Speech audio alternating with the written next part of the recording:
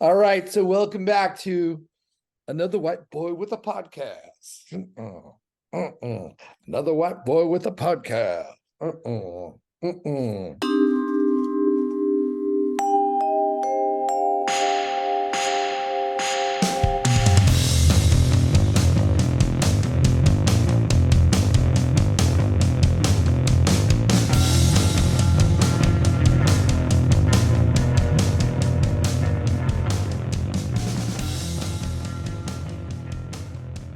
Hello and welcome to the Tiki Rebellion. My name's Nick, and you know me from nothing, more than likely. But I'm sure you know this guy if you're a fan of the Tiki community or bartending at large. This is the Tiki Rasputin. When we're in Los Angeles, he's Meet Jesus. He is the master of potions, cocktails, and all things arcane. The legend, Adam Tiki Reigns. Oh my goodness, Nick Morningstar. That is quite the introduction. I may be some of those. I may also smell like chicken and gin. You never know. I mean, you can fill in the blank in a lot of different ways. Well, and that's a good throwback. So Adam and I have been working together as managers at the Golden Tiki for the last couple of years. And really, since we first met, we wanted to start creating content, talking about tiki cocktails, tiki culture, really mixology at large, sort of the general bar scene. But the first time we ever really collaborated was at this last year's San Diego Tiki Oasis, where we co-presented our first ever symposium, C is for Cocktail, to which I had to say on stage that you smell of chicken and gin. And believe you me, after the drive down there, I was lying my eyes out. Yes, that was such a great symposium. I mean, I've spoken at several different Tiki Oasis and Tiki by the Sea, but it was definitely more fun being able to tag team it with a man such as yourself. Well, and now we're here to tag team all of you. Thank you for tuning in. We are the Not Tiki like Rebellion. it's not a wrestling term. It's not a Vince McMahon term, right? Oh no, Just so let's you know. Okay, shut that down hard. Yeah, we've been talking for a while. We want to create something to create a conversation among Tiki enthusiasts such as ourselves. You know, it's important to us in our mission statement to not be gatekeepers of what Tiki is or isn't. We live here in fabulous Las Vegas, Nevada, and I truly believe that if Don the Beachcomber had his vision of escapism, if you can't get to paradise, I'll bring it to you, Las Vegas might be the best living representation of any city of that in the entire world. You know, we don't have windows, we don't have clocks. We just want you to lose yourself in the experience. And I think we kind of pour that zeitgeist into our own takes on Tiki. But yeah, if you're a super traditionalist, if, you know, it's not from Oceanic Arts or, you know, very much in the original style of Tiki, that's great. We super like that. If you're a fan of what Geeky Tiki's doing and your home Tiki bar is mostly populated by things that you've gotten at the Dollar Tree, super cool. We're glad that you're into what we're into too. And that is really sort of the thesis statement of the conversations we want to start. We want to create content to engage the Tiki community as to working professionals that from Adam's standpoint, we'll get into his history here in just a second, but has worked in many beverage programs of exceptional elevation. And me, going from dirtbag Tiki to slightly better dirtbag Tiki. So I think that kind of gives us a good point, Adam. Everyone here should at least have an idea of the glory of the beard, the glasses, and the fez. So a little bit of the history of the living legend that has become Adam Reigns. Oh man, with that kind of setup, I can never live up to it in any of those words. But I am a guy that really likes booze. I've been bartending 25 plus years. I did it when I was in college. I grew up in San Diego, by the way. So that's where I got my first introduction to Tiki. You know, there's parts of San Diego that are built in a Polynesian style, and there was all kinds of Polynesian themes back in the day, and there's definitely a resurgence. But yeah, when I was in college, I was bartending. Once I graduated, I got a real job, and I went into that fabulous, glamorous world of insurance claims adjusting. Wow. It was pretty amazing. I wish you could have been there, Nick. All the files and like everyone calling you and hating you. It was pretty amazing. You know, being a manager at a tiki bar, there is still a lot of people calling me and hating me. So I can kind of extrapolate.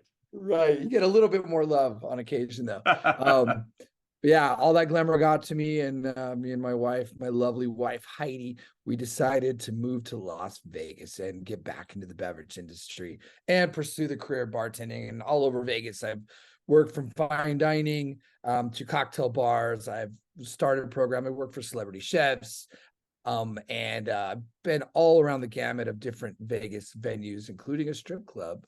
We'll talk about that someday. But then I finally landed in the Golden Tiki about 6 years ago, and that's where my real career started. And so for those of you that don't know, Adam did come on to the Golden Tiki. It's been open for about 9 years now. And Adam came on, well, 8.5.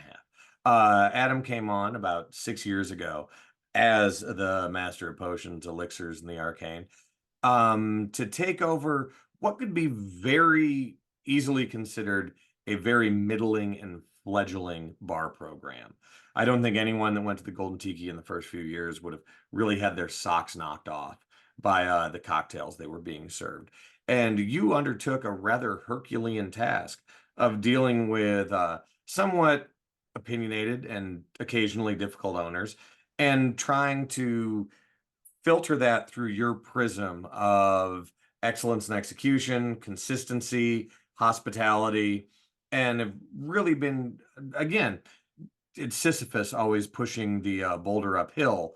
You are our lead bartender, our bar manager, literally the face of our company, the our North Star, if it's not to oversell it. You know, so as you kind of came from a more traditional, I don't want to say traditional because tiki is very traditional, but as you came from a more non-tropical bartending background, how did you find yourself transitioning into more tropical style beverages and really finding your passion in that? Well, it was very interesting. I mean, I know when Golden Tiki started, it was the brainchild of Brandon Powers, who has amazing ideas, and they started off with a good menu, and they had a lot of help.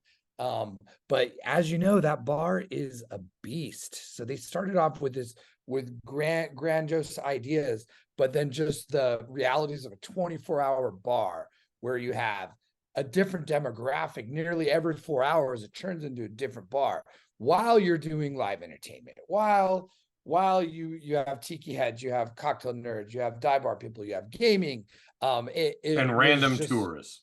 and random tourists walking in there, and people looking for massages, Chinatown style massages and whatnot. So and that's where he really built his reputation. Soft hands. The fastest hands west of the Mississippi. But at that point, it had some challenges. The first 15 years first 2 years they went through the 15. It's okay. Today was at least one of those years, so I'm not going to fault you for that. Yeah, it's still not an easy bar, but we love it. But they went through 15 different GMs and I think up to 40 bartenders that went through there. So it was tough. So the first thing I did is have to try to get some stability there. My 3 goals were to make the staff better. I wanted to make the drinks better and bring awareness to the place. So but then to answer your question, to find that love of tropical cocktails and tiki cocktails, it just had to go, started with the source. I had to find out, I did a lot of reading. I'm sure some of the books that you have in your library, I know, Jeff Beach Pumberry, Smuggler's Cove, Martin Kate, those were all good, starting points.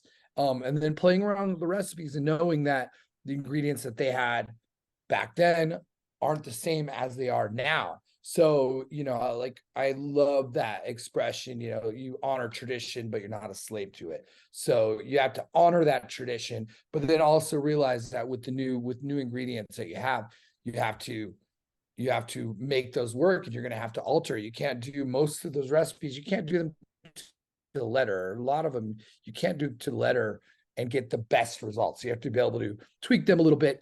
Trust your palate, trust your modern palate, trust your instincts, and just find the joy in what you're doing.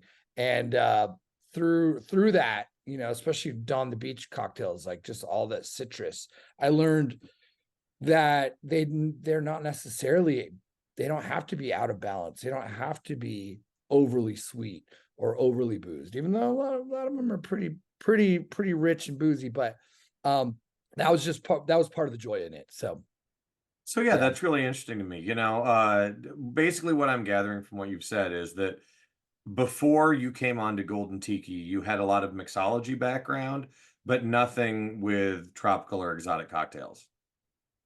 Yeah, exactly. Yeah, we're, like I mentioned earlier, I work for a lot of celebrity chefs. I opened different restaurants for Gordon Ramsay. I worked for Mario Batali for a number of years. He's been canceled. We can say his name now. I don't know. Okay, no Mario Batali names. Beep beep. But yeah, I worked for Sam Ross, who is a disciple of Sasha Petrosky, which is you know, one of the most influential people in modern cocktail theory and cocktail making, and then restaurants. So I working in restaurants and chefs is where I got a lot of my inspiration back in the day. So I was able to bring all that love of freshness and all that produce and balance and pairings, and brought that to Golden Tiki, but also knowing that the drink has to get out there fast. Like you can't have 100%. a drink that takes 10 or 15 minutes. So there's all finding all those balance, but it's a fun game. And I get to do it every day. It's a good thing. Well, I think that's so interesting. You know, you've built up quite a pedigree for yourself with the different publications you've written for, you know, the work you've done with the Bartenders Guild here in Las Vegas. And again, really to bring it back to the Tiki thing, you know, with all the Tiki oases you've spoken at, Tiki by the Sea, you know, the things you've done at Tales for the Cocktail and that, both public facing and industry facing things.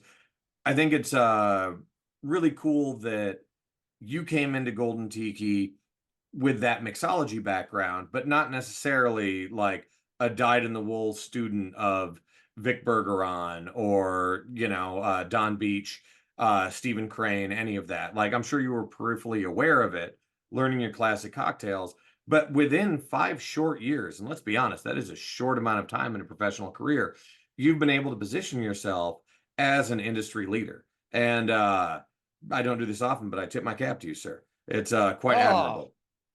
Thank you, sir. Thank you, sir. And I didn't mention, you know, competitions were definitely a part of that. And I don't want to talk about a list of things I've won. I don't want to be that douche, but I do want to say that those competitions are part of learning. So if there's bartenders out there who don't necessarily want to be into the dog and pony show, so to speak, of competitions, just do it. You have nothing to lose, all to gain. Yeah, it's a great way to kind of build your skills and networking more than anything. You know, who you meet while you're doing those things, win or lose, that's collateral. Absolutely. And I know the more I learned about you as well, you have definitely a high pedigree. You undersell yourself, but you've run some serious beverage programs in the past. You could run the Golden Tiki possibly into the ground. I agree. That's a great point. You know, and one of the things that I was nervous when you broached with me, like, let's start creating content that go out in the world.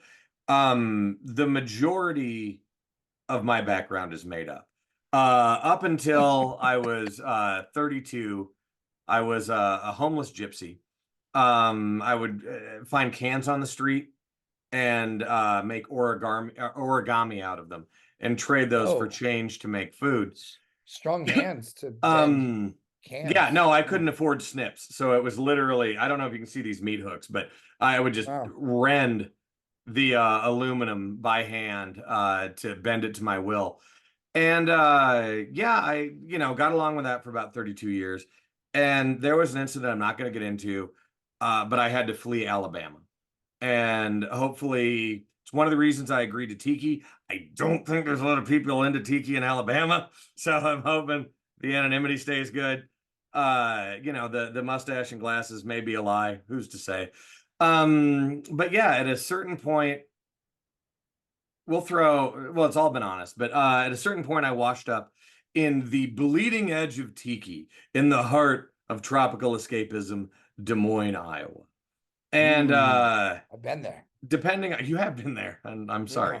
Yeah. Depending on who you listen to, a lot of my background was primarily fine dining. I mean, a lot of my background I don't know, I prefer bits to truth, but I've been a radio DJ, I've worked in music, I've worked in sideshow. A lot of people tell me I have a face for radio, so please don't leave that in the comments. But yeah, I had a very varied past, and sort of, as many ne'er-do-wells do, washed up in the realm of fine dining. Because, any miscreant can work at an Applebee's, but it takes a true depraved son of a bitch to work at a high-end steakhouse, or, the like. And that was a lot of my 20s into my 30s. That uses your sideshow background too. Yeah, exactly. You're tricking people like, yes, this $180 steak is worth it. No, I thought you meant more of the sword swallowing part in the bathroom to Oh, justify yeah. the bill, but yeah, I'd done a lot of that. I'd run a lot of beverage programs, wine programs. I did consultation at different restaurants, primarily in Iowa. And I'd moved around a lot. I lived in Los Angeles. I lived in Portland, Oregon a few times. And as I failed yet again in life and moved back to Des Moines, I met my partner, Bria, and she was working in Hi, a place. Bria. Hello, Bria. She watching? She's not here, You're but watching? she'll never watch this, but I appreciate your enthusiasm. She was working in a place called Fong's Pizza, which at the time was arguably one of the coolest places in Iowa. The owners had this idea of, well, originally they wanted to open a place that served late night pizza that was also a tiki bar. And being in Iowa, we don't know what a fucking tiki bar is. It's just this kind of ephemeral idea.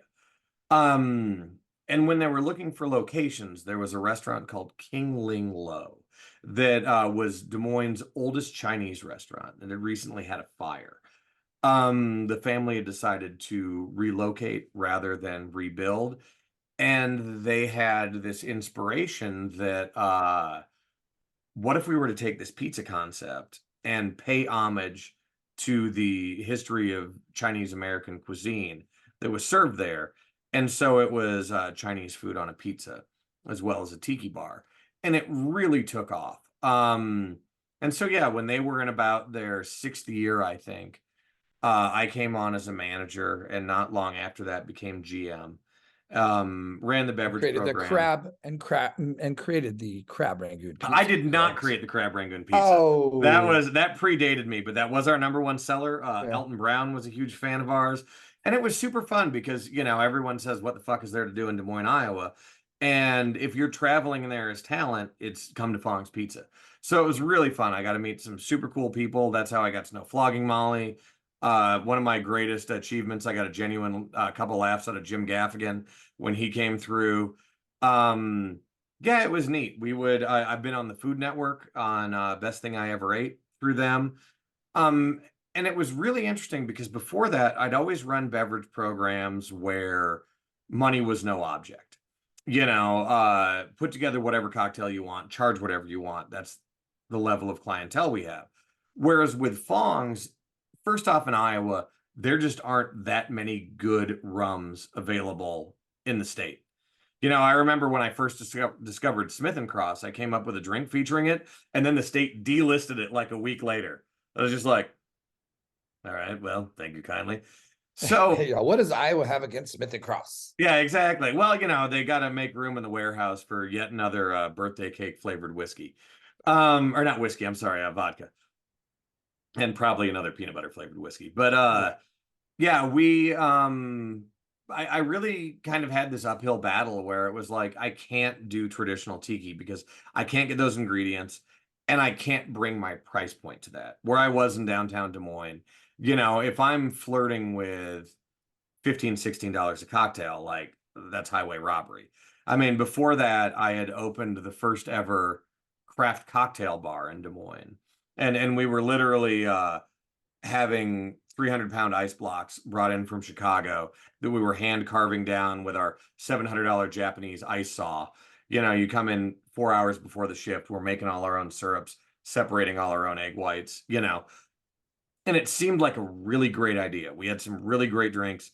Um, and then we opened, our actual soft opening was to film season finale of The Bachelor. So I should have known right Ooh, then, get the fuck out. But that's a craft cocktail show. Literally yeah, oh, almost, shit. It's definitely crafted. And yeah, it was, working at that venue, it became clear that like we had this idea, this proof of concept that you've seen in other cities, and this is probably about, it's 2024 right now. This is probably about 10, 11 years ago. So you're seeing, like Death and Company and Dead Rabbit and um the Aviary, the like waves craft of cocktail inspiration. is, yeah, taking root across the United States. And it's one of the things that I'm sure we'll get into at some point, like understanding the demographic you're dealing with. But yeah, Des Moines very much always clamors for that sophistication. But then when you get into execution, it's like, why am I waiting for 10 minutes for a drink that costs $17? Like I can go to a bar down the street, I get my Jack and Coke, $6, takes 2 minutes. Fuck's going on here? And yeah, we really struggled with that. It was, before we opened, it was like the best job I ever had, because we'd have like 2, 3 months All the where, R&D. yeah, R&D. We'd Yeah. spend the Yeah. first couple hours upstairs, like helping design the bar. Here's where this is going to go. And then next 5 hours, we go down to the basement. We have every liquor the state offers. And it's like, let's make some drinks. Let's have some fun. And some of the more exciting drink concepts I've been a part of were part of that. Yeah. And then you open and it's service execution and you realize like, oh, wow, there are a lot of people in this drink that can, or I'm sorry, a lot of people in this town that can pour, 2, 3 ingredient cocktails and pull beer tabs all night. But when it's like, yeah, there's 9 drinks that are 5 bottle touches, it's with all jigger with poured. nuance and Yeah, like the exactly. new nuanced flavors And then and it's like, oh wow, there's like 3 of us. Shit. And our crowd hates us. The 56 seating room plus like 18 at the bar are all just like, where's my um drink? so yeah, it was a unique challenge at Fong's that I'd never encountered before, where it was like, I want to take ingredients that I would never consume. Like all the Crucian flavored rums and stuff that, normally being kind of a hoity-toity cocktail boy, I'd say, well, yeah, I'll never mix with that. Okay, now this is the palette I have to paint with. How do I make a drink that I would actually drink with it? And yeah, for 3.5 years, it was a really, really fun mental exercise. And that is a Um, great learning experience too, because if you have the best ingredients in the world, yeah, it's Yeah. How do you really easy. not stumble upon a home run? How do you not Mhm. fail into a great drink? But yeah, when you've got kind of legitimate garbage, like, shit, that's a good cocktail. And I was so proud. I had people, guests from Omaha that would come down, make the 2.5, 3 hour drive once a month to try what my monthly drink was. When I rolled out a new, beverage menu, people would turn out to see it. And that was really humbling. And yeah, it was neat, like what we were able to build in that community. Um, and yeah, like it was fun. If it was a slow news day, the NBC station or whatever would call me up, be like, Nick, what do you got for me? Can we do something? So yeah, I'd be on the local news. I ate the hottest chocolate bar in the world. on the local NBC affiliate, and it sucked. We were doing a remote to roll out our new food menu. And like during a commercial break, they're like, oh, by the way, do you want to eat the hottest chocolate bar in the world? And I was like, I mean, I will. Is this for TV or are we just like bonding as closer friends now? And yeah, that can be a story for another one down the road. Yeah. But Well, challenge accepted. yeah, it was a really great experience. And that's what dipped.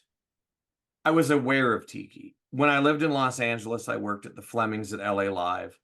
And that's when Trader Vic's was just 2 doors down from us.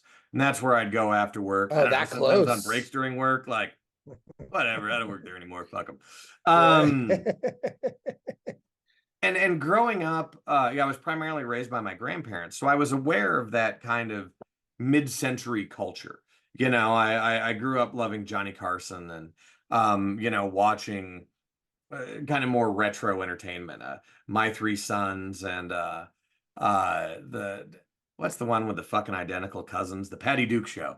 Oh, Patty Duke Show, Yeah. Bewitched as well. It was great. Oh yeah, exactly. I Dream of Jeannie is a great example. So yeah, a lot of that was already sort of in my wheelhouse. But I think again in Iowa, and I'm not from Des Moines, but we didn't have, you know, it's not like I was from Fort Lauderdale and the Maikai's down the road. Or, you know, I'm from San Diego and, you know, I can hit up the Bally High for better or worse. You know, I was sort of aware peripherally of what Tiki was, but something just inherently in me gravitated towards going to Trader Vic's. And I'm not gonna lie, the burger they served for happy hour was fucking rough, but the Navy grog I got with it really blew my skirt up. And the bartender that worked there at the time was a former A&R guy for like some bigger record label. So, you know, we could talk bands we knew and have some fun. And it was, I mean, yeah, having weird debates with guests, like, you know, at this point in history, is Creed a more culturally significant band than the Beatles? Just riling up skirts. It was lovely. Um, and yeah, it really turned me onto it. So then getting to pivot professionally and even on a fringe level, be able to create, and I didn't know, you know, I didn't grow up in California. When I started at Fong's, I didn't know. I'd heard of Don the Beachcomber and I'd been to Trader Vic's. I didn't know who the fuck Stephen Crane was. I'd never heard of Harry E. You know, it was just diving into the deep end. And it was really cool to then challenge myself and say, like, okay, not only do I not know anything, but I'm in the Midwest and I don't know anything. And when you're in a flyover state, like our friend Brad from La Colono Rum Club in Omaha, Good bar. yeah, Good that bar. was a tiki And bar a that good dude. opened about a year after I started at Fong's. I became very friendly with, and I love that we've now professionally become friendly with. And actually, you got engaged with them before I even knew about it, right? We got engaged and entangled in weird ways. No, we went on we've done takeovers. I've done a takeover at his bar. He's done a takeover at the Golden Tiki. We went and did a takeover down in High, Texas, which is outside of Austin, at the Garrison Brothers Distillery. It was super fun. There's a great Texas Tiki contingent that showed up, and the only bummer, the only caveat, they had to throw up the guardrails. They said no fire. We can't do Oh, fire at the distillery, which I guess makes sense. There's yeah. a lot of alcohol fumes. Yeah, don't burn down their livelihood, you tiki bastards. Yes. But yeah, I remember having a conversation with Brad at Golden Tiki where it's like, yeah, you can have the best beverage program in the world, but if you're in Iowa, you know, Missouri, Kansas, Nebraska, no one gives a Anywhere but shit. New York, really. Yeah. Yeah. If you're not in, Yeah. you know, New York, LA, Chicago, and I like that Las Vegas is fighting for it. You know, and I think there are some great mixologists, you know, here doing some great things in the city. But yeah, it's difficult because you're chasing, you know, you're standing on the shoulders of these legends and you're trying to put your own mark on it. But like again, that's a point of this podcast, is going to be talking about tiki bars that we visited, experiences we've had, drinks we've liked, and things like that. But if you're not on that bleeding edge and you're doing cool stuff, we want to try and bring light to that. And there are some great, I mean, Tiki with Ray goes to cocktail bars all the time. Spike with the Breezeway Cocktail Hour. I'd heard of the Inferno Room before him in Indianapolis, but I didn't realize that they were like the biggest collection of Papua New Guinea art, and that's super dope. Right. And places that really first, when I was getting into Tiki, became the altars I worshipped at. Tiki Cat in Kansas City, Psycho Susie's in Minneapolis, Rest in the peace. Saturn Room. Yeah, exactly. Well, rest in peace to both of them. Right. The Saturn Room in Tulsa, Oklahoma. I'm not that California guy that grew up around Tiki Tea and the Tiki No and the Tonga Hut and all that. But I'm that Midwest guy that desperately wanted that, and now professionally I've been able to chase that dream.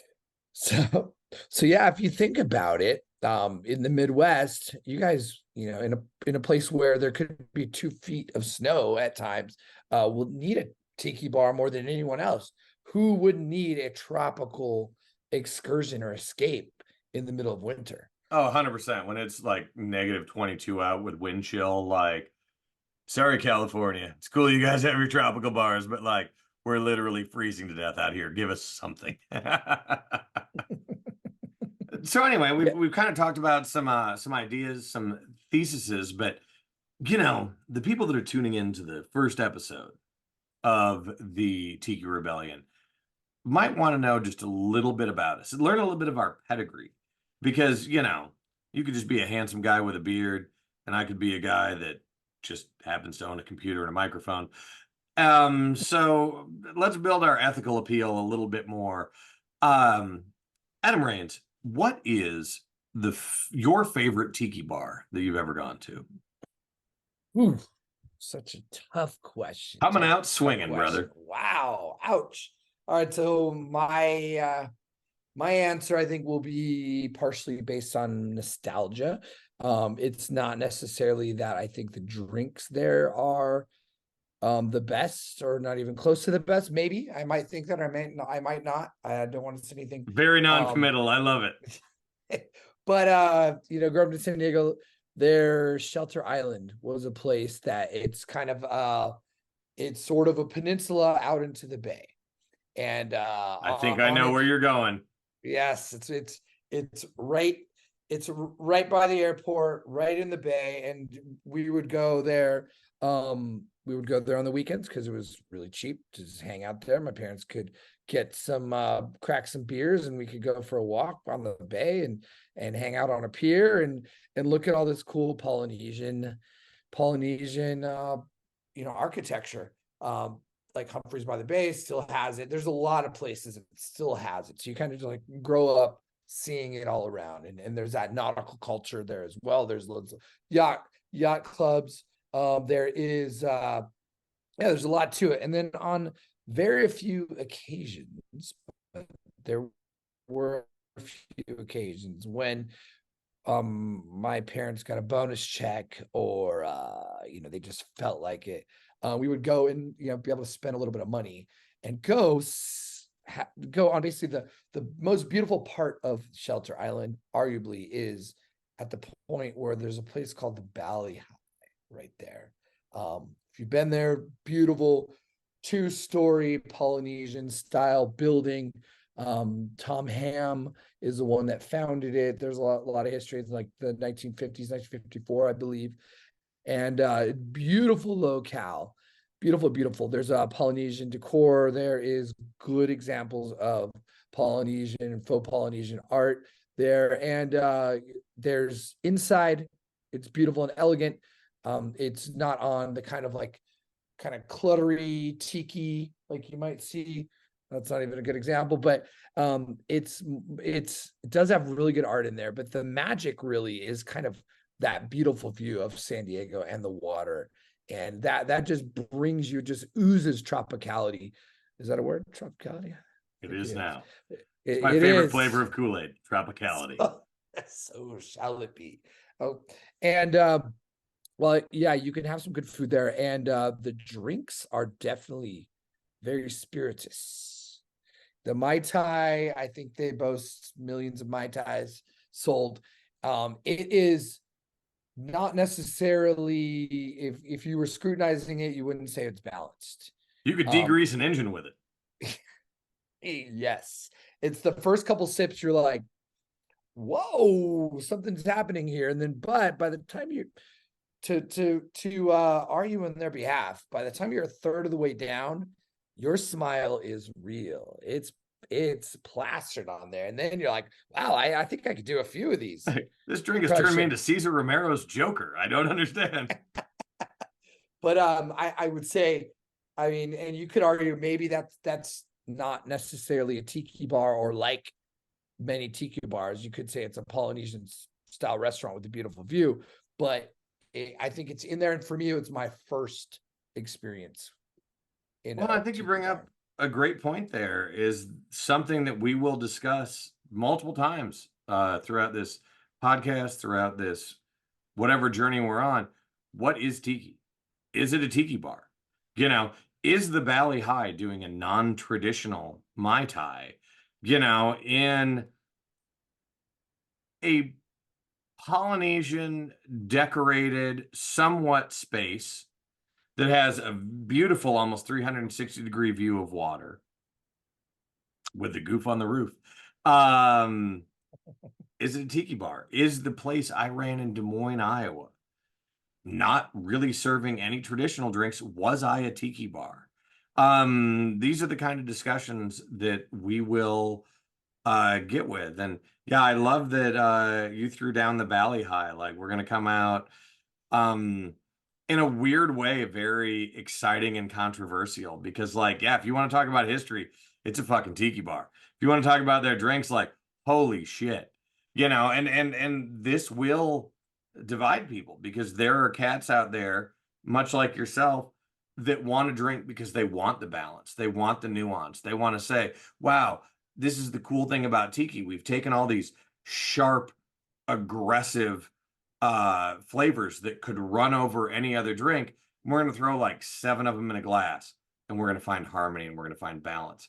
And the sum is greater than the parts. And then you're going to have people that it's like, I took a drink out of it and didn't go blind in my left eye, so that's a bullshit drink. Not really that big into it.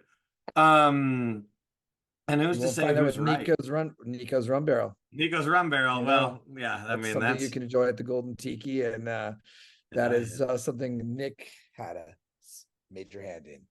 So, well, your bar isn't shit if you don't have tiki or rum barrel on your mug or on your menu. God, can't even remember my own quote. Yeah. I think when we look at, well, go ahead. I'm sorry.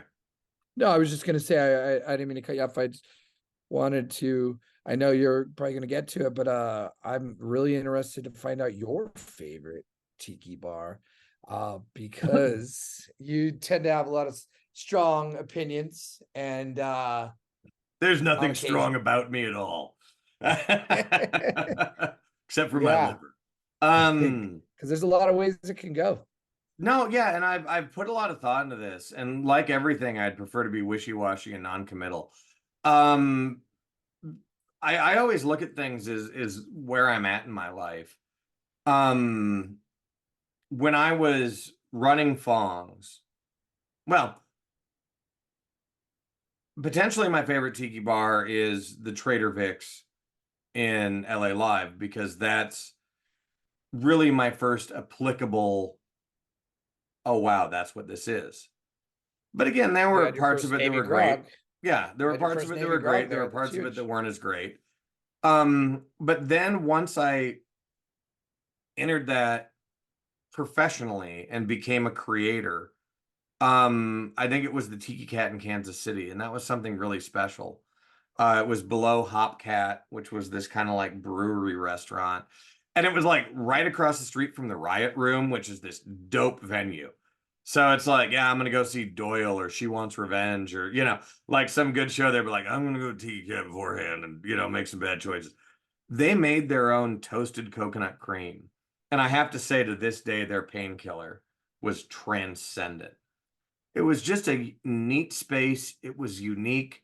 Somehow, what was it that Tiki website that I'll get blasted in the comments for not remembering, but there was this like Tiki review site that existed for years.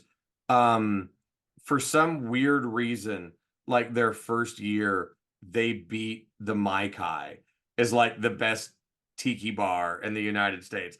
And I'm sure it was chicanery because it was not a big room. They didn't have Polynesian dancers and the whole thing. But it was like this kind of Sex Pistol style Midwest swindle where like, yeah, we got one. Fuck the coast. And again, in the Midwest, there was a lot of camaraderie. Even if I'd go to Three Dots and a Dash in Chicago, it was like, oh, you're Fongs in Des Moines, like you're good. Like a lot out here, if we go to the LA bars, it's like, oh, you're Golden Tiki, we know you. Out there, yeah, they'd mark out if, like Golden Tiki or, Stowaway or Ben Tiki, one of the ones that's been around a while on the coast. If you're going to the Midwest, like, holy shit, yeah, we're buying your tab. Here's all our merch, and I'll give you a handy in the alley. But in the Midwest, it was really Down this in like Handy Alley. down in Handy Alley. That's the song we'll get to later. Yeah, we haven't written that song yet. Yeah. But yeah, there was this real like kind of purveyor's handshake where it's like, yeah, we're all fighting the same fight, and that was really neat. The best experience I've ever had was probably False Idol in San Diego, and that's when I was with the Golden Tiki, and Bria and my good friend Yancey and I were just treated like royalty. And there's a debate, I have this with my staff when they're going to go to different tiki bars, if they're going to travel and do that. It's like, well, I don't want to say who I am. Like, I don't want to be that douche. And it's like, you can say who you are and not be that douche. And we've had this debate. Like, I don't introduce myself like, hi, I'm Nick with the Golden Tiki, and I expect a lot of shit free, and you better do a really good job because I'm an industry professional. I'll be judging you. But there's a thing, But I will. Yeah, but I fucking will. I will either way. And now I have a podcast, you sons of bitches, so it's going to be even worse. You should see my Yelps. I'm Karen 66613. You will not survive this. Yeah, it's I don't do it because it's like, yeah, I want something. I do it because it's a camaraderie. And it's not when I first sit down. We start having a conversation. Like, hey, by the way, I'm Nick. I work at the Golden Tiki in Las Vegas. And if they care, cool. Now we're friends. Like, again, I didn't even reference these guys, but a great time I had was at the Bamboo Club in Long Beach. We had a good time there together. Yeah, well, we did. And before I went with you, Bree and I went there because a couple of one of our servers and bartenders went there and told me what a great time it was. So when Bree and I went to LA, we made it a point to go there. And yeah, after we'd been there about a half hour, I was like, hey, by the way, like, I'm with Golden Tiki in Las Vegas. Not going to say the experience changed because it didn't. It was warm to begin with. But it's like that, like, oh, shit, you do what I do. Like, let's chat. And now it's not just me and the bartender. The kitchen staff came out. And, there's like bussers and the manager. And we're all just sitting there. And it is Ohana. It was so lovely. And like, I don't go to a sports bar and be like, oh, the fucking Bills are playing, they're like 10-1 this season. I think Belichick, I don't fucking know anything about this shit. That isn't the guy I am. I don't find community that way. But yeah, going to this weird tropical bar and being like, it's fucking bitch to find flaring these days, isn't it? Like, oh my God, yes. How are you? It's really nice to meet you. Like, let's issues. Yeah. The shit that you like get frustrated with, I do too. Like, what are you excited about? I want to be excited about that. And so yeah, when we went to San Diego, your hometown, for the first time, False Idol, boy, did they treat us over the moon. I mean, really amazing drinks, probably the best Demerara dry float I've ever had.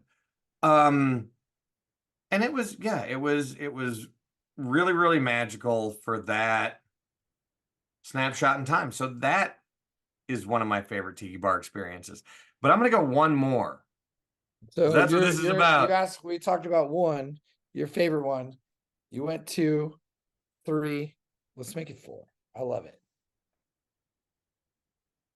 When things I could tell were starting to not go very well at Fong's, I could tell there was some infighting higher up.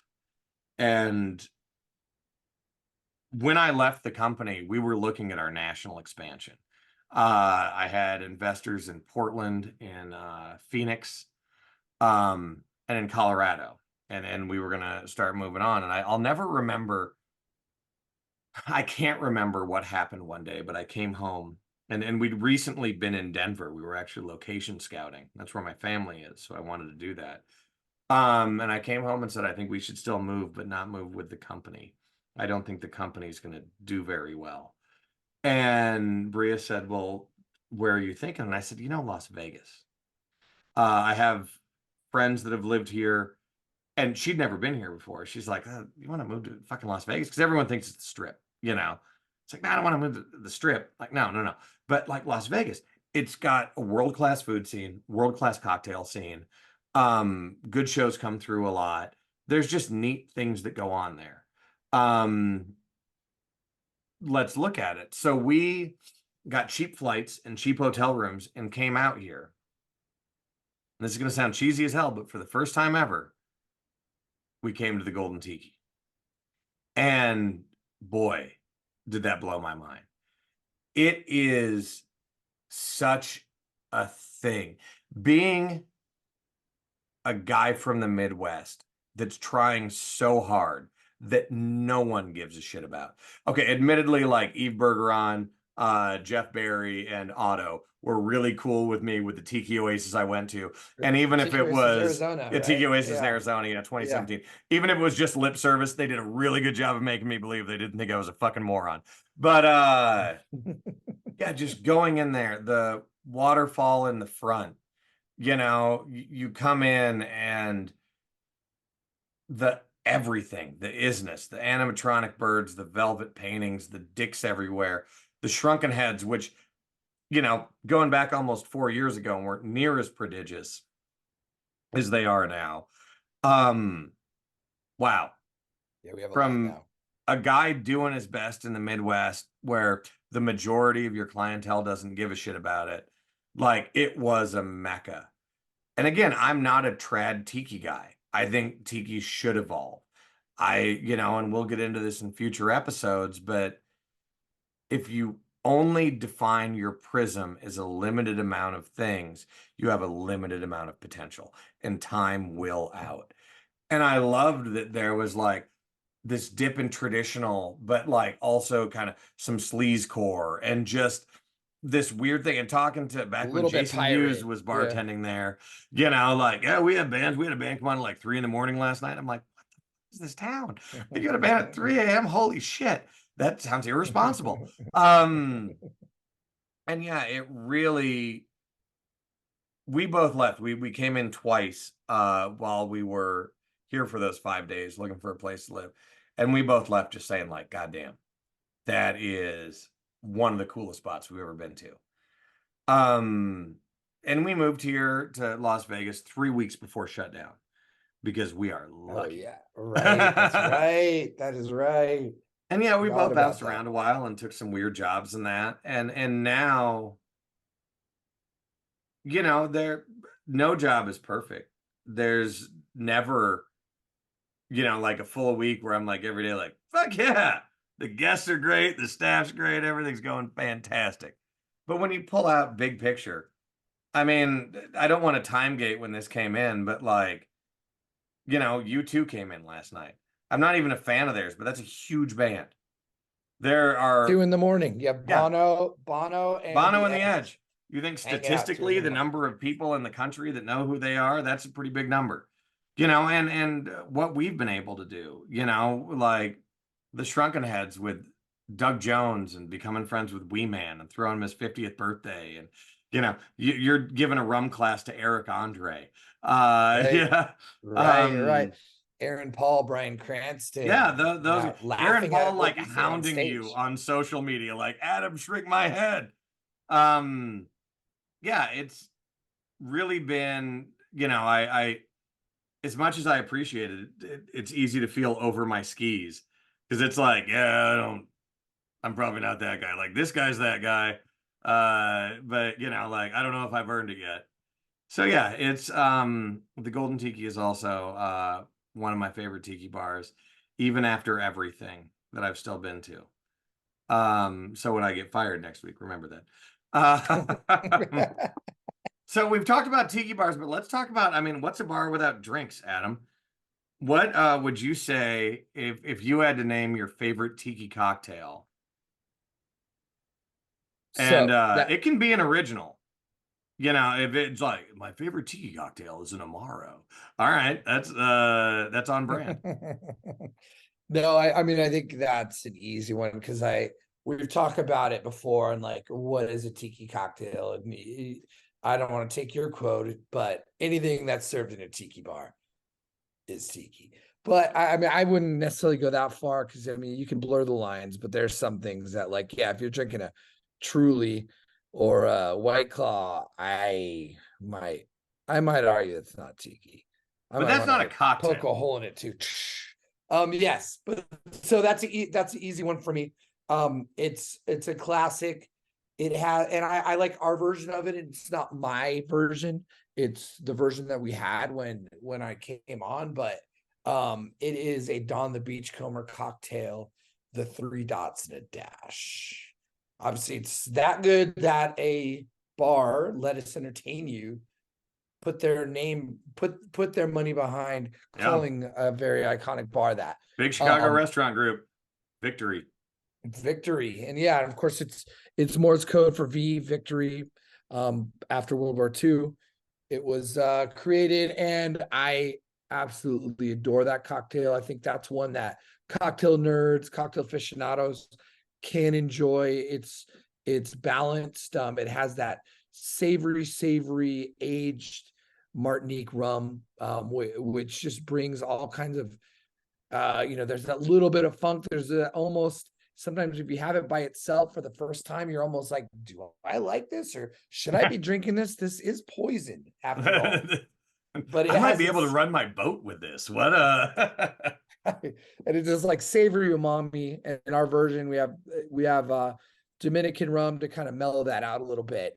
Allspice Dram Velvet Falernum brings all those the taste of exotic to it, and then we have honey, lime, and pineapple instead of course the original as orange juice, which I think with a fresh orange juice it's okay, but a lot of times orange juice can be kind of flabby in a cocktail in my opinion. But with that pineapple gives it that zippy. I said zippy acidity. But yeah, it's just one of those cocktails. It's it's exotic tasting. It has the acidity. It's got the base notes and the savory. It's strong. It has history. Um, and it's by the Godfather, the progenitor of the Tiki, Don the OG? Beachcomber. So I think that's hands down the best Tiki cocktail. Man, it's hard to argue with that. I think you brought it full circle. Talked about the build, the balance, the history. I mean, if you want to argue that, you've got to be one grumpy son of a bitch, if you ask me. But you'd be like, oh, you're not doing it Oh, and traditionally. I am one grumpy son of a bitch, so we're gonna argue it right now. So I know one thing that helps with your grumpiness is a little good drink now and again. So Nick, what would you say is your favorite tiki cocktail? You know, Could be I've just a been glass of rum. yeah, right. I was gonna That's say, some knowing Venezuelan rum that right here. as freeform as this seems, we do have a bit of an outline. And knowing that this question was coming, I've kind of been racking my brains with it because, like, yes, I really like a rum barrel. Navy grog is kind of the drink that got me into tiki. I love I don't know, I love a Mai Tai, but really when like if I'm in a bar where I feel like they've got their druthers, it's a good rum selection and the bar staff seems educated. Um, I'm kind of most prone to say like, what rum are you most excited about? Make me a daiquiri. Because, one of the things I learned when I was selling wine to parse off that is that wine is a conversation. It's best enjoyed when you can kind of experience it with someone else and experience, in that case, you're experiencing it with food and blah blah, and you're talking about it and the glass evolves. But I think you can parlay that into cocktail um culture when, okay, like I've got a bartender that's passionate about what they're doing. Like what rum right now is blowing your skirt up? And we've talked about this. Like you generally prefer to taste neat. I generally prefer a cube because I like that little bit of hydration. Um, and as we both know, temperature and sugar can cover a lot of flaws.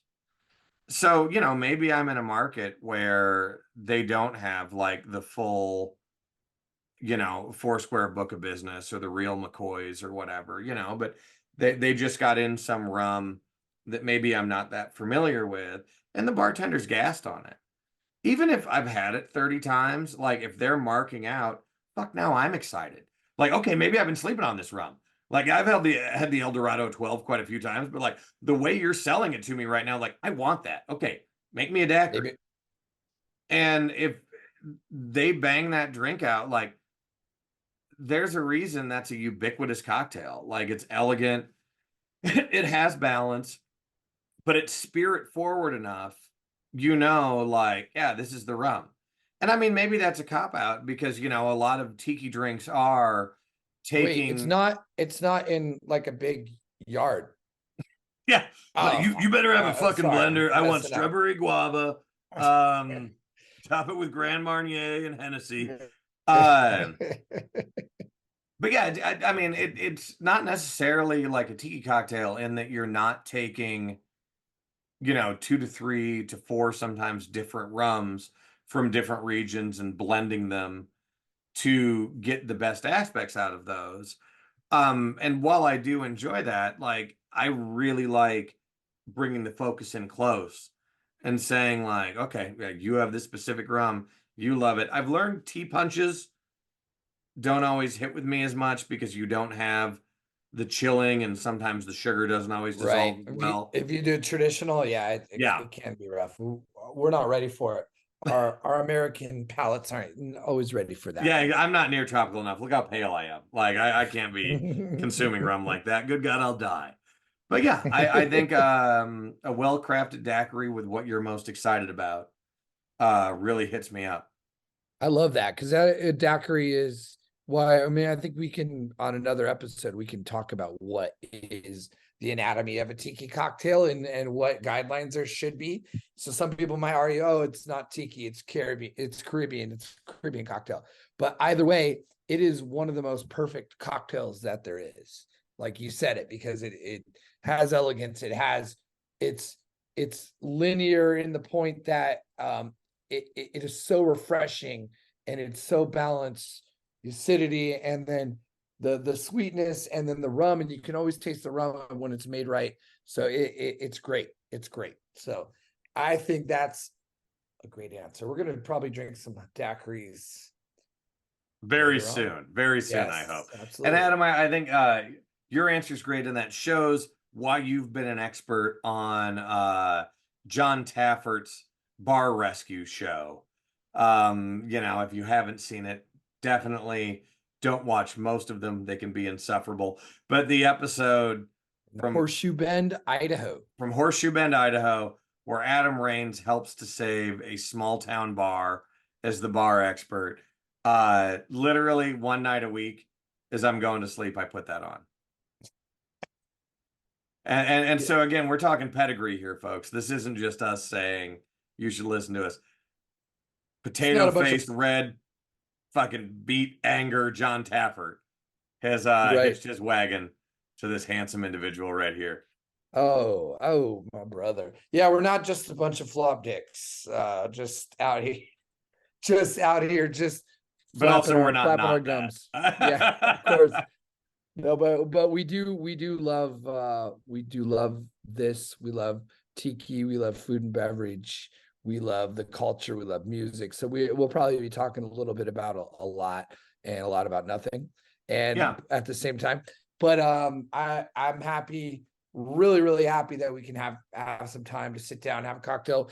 We'll probably bring some rums in the equation in the future, I would say. So yeah, as we move forward with the show that we're doing, ultimately we want to be informative, but also entertaining. And there's a myriad of topics that we want to cover. You know, that we want to talk about rums, we want to talk about rum regions, we want to talk about tiki cocktails and tiki bars. We want to talk about people that are influential in the cocktail culture. And really just kind of see through your interaction, like, what do you want to hear us talk about? There's so much content about tiki and cocktail culture that's made from the consumer side. And what really kind of coalesced us into wanting to do this is we're both on and have been for years on the creator side. So, you know, yeah, it's great to say I went to this bar that seats uh 24 people and had one of the best drinks I've ever had. And then I went to this bar that sat 150 people and the cocktail program was mediocre. We could probably answer those questions. You know, Adam has given talks on high volume tiki. He's given talks on the importance of garnishes. And yeah, we want to have fun, to be playful, and engage with you guys. Do you want to hear weird, crazy stories from our professional careers from the Golden Tiki and beyond? You know, potential champs maybe hitting a crack pipe in a men's room. No one's named, allegedly, Oh. allegedly. So yeah, we want to engage with you. I'm working still kind of at getting the email set up, but as this drops, we do have an Instagram. We are the no, we're just Tiki Rebellion on Tiki Instagram. Not the. Rebellion. If you do the, you probably won't find us. I don't know. Tiki Rebellion on Instagram. DM us. Give us a follow. We'll be posting content on there. That'll be a little more true to life. Obviously, with both of us being working professionals, we don't always get to record exactly when we want to. We're going to try and put out content as frequently as we can. But if you want to see what these two idiots are doing, like when we went to Exoticon in Los Angeles and they didn't have a liquor license, we'll probably, that's actually, I think the one picture I have on there is of the two of us Right, that, right. um, Yeah, we still made it fun, and it was still a really good event, and even that's where with you became those Meat Jesus, challenges. my friend. I did. Uh, It's a tough one to live up to, but I But try. yeah, you know, we'll be talking about visiting tiki bars, and if you want to know real time kind of where we're at, that'll be that. But yeah, reach out. I'm gonna work on getting the website set up eventually. I'm gonna work on getting that email set up. But we are live right now on Instagram with this. We're hoping that this can both be an audio podcast and a video on YouTube. Now, if you're watching us on YouTube, please check out our audio podcast. I really hope I figured that out. If you're listening to this in the audio realm and you're like, I keep hearing about that one Adam guy's beard, it sounds majestic, I want to see it, check us out on YouTube. And if you can't find us, I haven't figured that out either. But we're working on both. But And I've also starred in some bum fights as well, as you can tell, talking about the beard. You Adam's been know, in bum fights. And you know yeah. what? If let's say with the first episode we reach something reasonable like 75,000 views or listens, we will get the video from when Adam was on Eliminate in the early 2000s on MTV, because that's a Oh, real thing. well, it was singled out just It's to the be, same fucking but thing. it's the same thing. But yes, Jenny You can McCarthy, watch Adam get you shot down thanked by me. Jenny Yeah. McCarthy. Great, great. So yeah, do you want to say anything in closing, Mr. Rains? No, I'm happy that we're actually making this happen. Like Nick said, running a 24-hour tiki bar, there are always a lot of ups and downs. There's a lot of what ifs and what have yous. It's all a fun journey though, and we just thought we need to do this because there's so many things that happen in a month that I don't even remember. So this is also us being a little bit selfish, so we can actually remember all the trials and tribulations and glorious lamentations that occur in Spring Mountain, Chinatown, Las Vegas. So, Yeah, um, only like 100 of you could get into our Tiki Oasis symposium, and that's not fair. So we welcome all of yes. you to this broken, crooked table with these, just haggard men and our half-remembered recollections. Um, Thank you for going on this journey with us. We look forward to really trying to have some fun, trying to tell some great stories, and we're really looking forward to meeting some cool people along the way. So, cheers for tuning in. First one. Anyway, yes. Let's end on a good note without me rambling. Nick, take it home. Mahalo, my friends. We look forward to more. Thank you for your time. Let's keep the party rolling.